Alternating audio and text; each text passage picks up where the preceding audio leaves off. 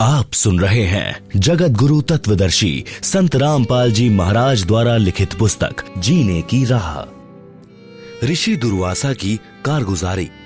एक दुर्वासा नाम के काल ब्रह्म के पुजारी ब्रह्म साधक थे।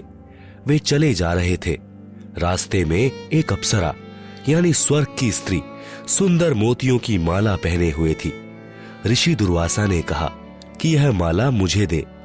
देवपरी को पता था कि ये ऋषि तो सर्प जैसे हैं, यदि मना कर दिया तो श्राप दे देते हैं। उस अप्सरा ने तुरंत माला गले से निकाली और ऋषि को आदर के साथ थमा दी। दुर्वासा ऋषि ने वह माला सिर पर बालों के जुड़े में डाल ली। चला जा रहा था। आगे से स्वर्ग का राजा इंद्र अपने ऐरावत हाथी पर बैठा आ रहा था। उसके आगे आगे अप्सराएं तथा गंधर्व जन गाते बजाते चल रहे थे और भी करोड़ों देवी देवता साथ साथ सम्मान में चल रहे थे। दुर्वासा ऋषि ने माला अपने सिर से उठाकर इंद्र की ओर फेंक दी। इंद्र ने वह माला हाथी की गर्दन पर रख दी। हाथी ने वह माला अपने सूंड से उठाकर जमीन पर फेंक दी। जैसे इंद्र को कोई भक्त या देव कोई फूल माला भेंट करता था तो इंद्र उसको बाद में हाथी की गर्दन पर रख देता था। जब इंद्र हाथी पर बैठा हो, हाथी उसे उठाकर नीचे फेंक देता था। हाथी ने उस रूटीन में वह माला नीचे फेंक दी थी। इस बात से ऋषि दुर्वासा कुपित हो गए और बोले कि हे इंद्र, तेरे को राज्य का अभिमान है। मेरे द्वारा दी गई माला का तूने अनादर किया है। मैं श्राप देता हूं कि तेरा सर्व राज्य नष्ट हो जाए। देवराज इंद्र एकदम कांपने लगा और बोला, हे विप्र, मैंने आपकी माला को आदर से ग्रहण करके हाथी के ऊपर रखा था। हाथी ने अपनी औपचारिकता वश नीचे डाल दी। मुझे क्षमा करें। बार बार करबद्ध होकर हाथी से नीचे उतरकर दंडवत प्रणाम करके भी क्षमा याचना इंद्र ने की, परंतु दुर्वासा ऋषि नहीं माने और कहा कि जो मैंने कह दिया वह वापस नहीं हो सकता। कुछ ही समय में इंद्र का सर्वनाश हो गया। स्वर्ग उजड़ गया। एक बार दुर्वासा ऋषि जी द्वारका नगरी के पास जंगल में कुछ समय के लिए रुके। द्वारका वासियों को पता चला कि दुर्वासा जी अपनी नगरी के पास आए हैं। ये त्रिकालदर्शी महात्मा है, सिद्धि युक्त ऋषि हैं। द्वारकावासी श्री कृष्ण से अधिक शक्तिशाली किसी को नहीं मानते थे। श्री कृष्ण के पुत्र श्री प्रद्युम्न सहित कई यादवों ने योजना बनाई कि सुना है दुर्वासा जी त्रिकालदर्शी हैं, मन की बात भी बता देते हैं, अंतर्यामी हैं, उनकी परीक्षा लेते हैं। यह विचार करके प्रद्युम्न को गर्भवती स्त्री का स्वांग बनाकर 10-12 व्यक्ति साथ चले। एक व्यक्ति को उसका पति बना लिया। दुर्वासा जी के पास जाकर कहा कि हे ऋषि जी, इस स्त्री पर परमात्मा की कृपा बहुत दिनों पश्चात हुई है। इसको गर्भ रहा है। यह इसका पति है। ये दोनों उतावले हैं कि हमें पता चले कि गर्भ में लड़का है या कन्या। आप तो अंतर्यामी हैं, कृपया बताएं। उन्होंने प्रद्युम्न के पेट पर एक छोटी कढ़ाई बांध रखी थी। उसके ऊपर रुई का लोगड़ तथा पुराने वस्त्र बांधकर गर्भ बना रखा था। ऊपर स्त्री वस्त्र पहना रखे थे। ऋषि दुर्वासा जी ने दिव्य दृष्टि से देखा और जाना कि ये मेरा मजाक करने आए हैं। दुर्वासा जी ने कहा कि इस गर्भ से यादव कुल का नाश होगा। इतना कहकर क्रोधित हो गए। सर्व व्यक्ति वहां से खिसक गए। नगरी में यह बात आग की तरह फैल गई। ऋषि दुर्वासा जी ने श्राप दे दिया है कि यादवों का नाश होगा। उनको विश्वास था कि हमारे साथ सर्वशक्तिमान भगवान अखिल ब्राह्मण के नायक श्री कृष्ण है। दुर्वासा के श्राप का प्रभाव हम पर नहीं हो पाएगा। फिर भी कुछ बुद्धिमान यादव इकट्ठे होकर श्री कृष्ण जी के पास गए तथा ऋषि दुर्वासा से किया बच्चों का मजाक तथा ऋषि दुर्वासा द्वारा दिए श्राप का वृतांत बताया। सर्व वार्ता सुनकर श्री कृष्ण जी ने कुछ देर सोचकर कहा कि उन बच्चों को साथ लेकर दुर्वासा जी के पास जाओ और क्षमा याचना करो। दुर्वासा के पास गए, क्षमा याचना की, परंतु दुर्वासा ने कहा कि जो मैंने बोल दिया वह वापस नहीं हो सकता। सर्व व्यक्ति फिर से श्री कृष्ण जी के पास गए तथा सर्व बात बताई। द्वारका में भोजन भी नहीं बना।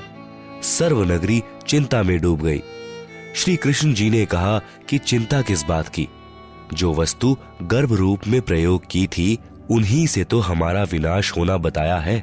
ऐसा करो, कपड़ों तथा रुई को जलाकर तथा लोहे की कढ़ाई को पत्थर पर घिसाकर प्रभास क्षेत्र यानी यमुना नदी के किनारे एक स्थान का नाम है में यमुना नदी में डाल दो।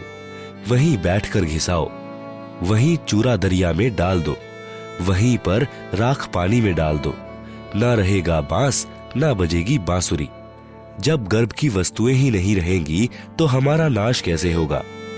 यह बात द्वारिका वासियों को अच्छी लगी और अपने को संकट मुक्त माना। श्री कृष्ण जी के आदेशानुसार सब किया।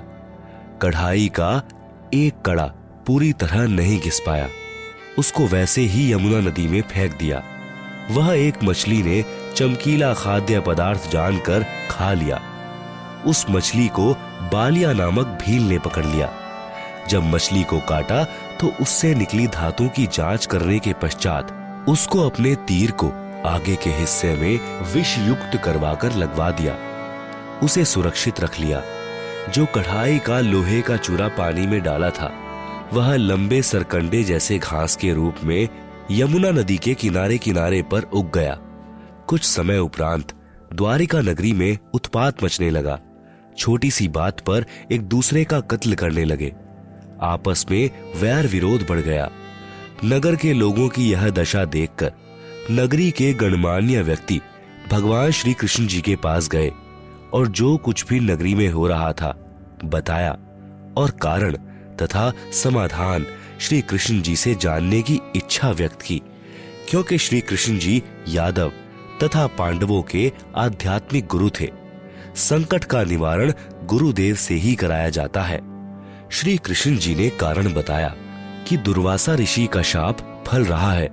समाधान है कि सर्वनर यानी मेल यादव चाहे आज का जन्मा भी लड़का क्यों न हो, सब प्रभास क्षेत्र में जहां पर उस कढ़ाई का चूर्ण डाला था जाकर यमुना में स्नान करो, तुम श्राप मुक्त हो जाओगे। सर्व द्वारिका वासियों ने श्री कृष्ण जी के आदेश का पालन किया। सर्व नर यादव प्रभास क्षेत्र में श्राप मुक्त होने के उद्देश्य से स्नान करने के लिए चले गए।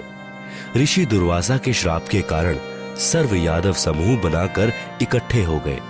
पहले स्नान किया कि श्राप मुक्त होने के पश्चात हो सकता है कि आपसी मनमुटाव दूर हो जाए, परंतु ऐसा कुछ नहीं हुआ।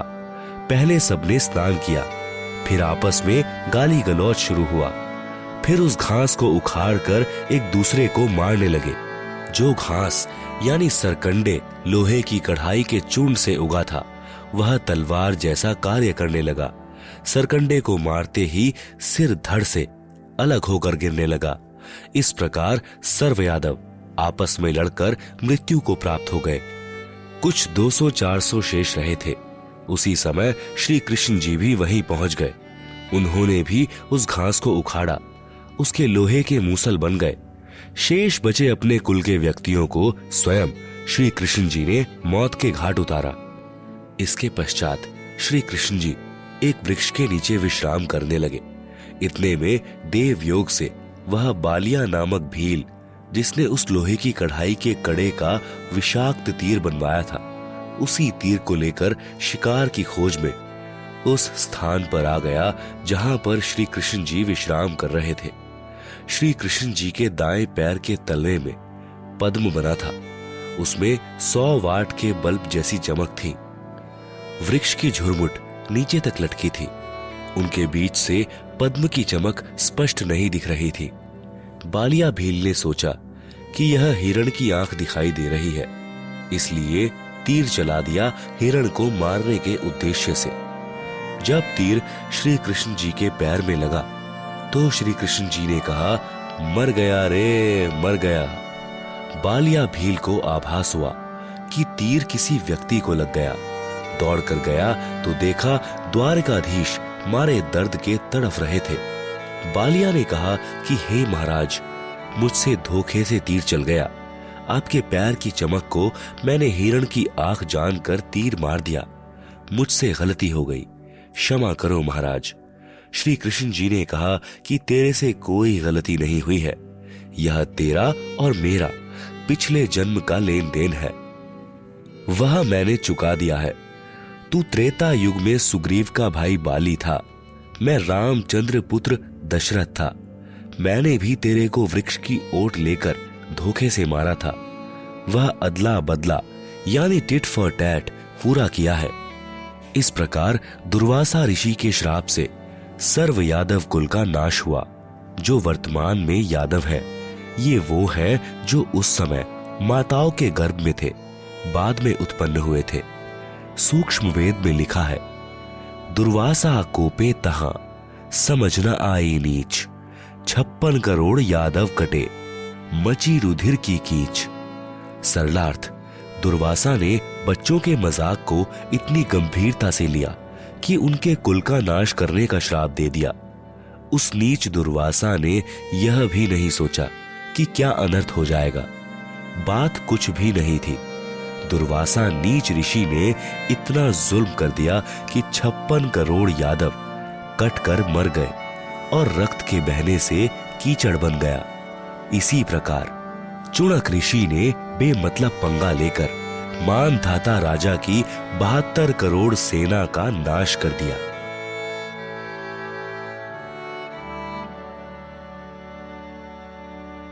आप सुन रहे हैं जगत गुरु तत्वदर्शी संत रामपाल जी महाराज द्वारा लिखित पुस्तक जीने की राह।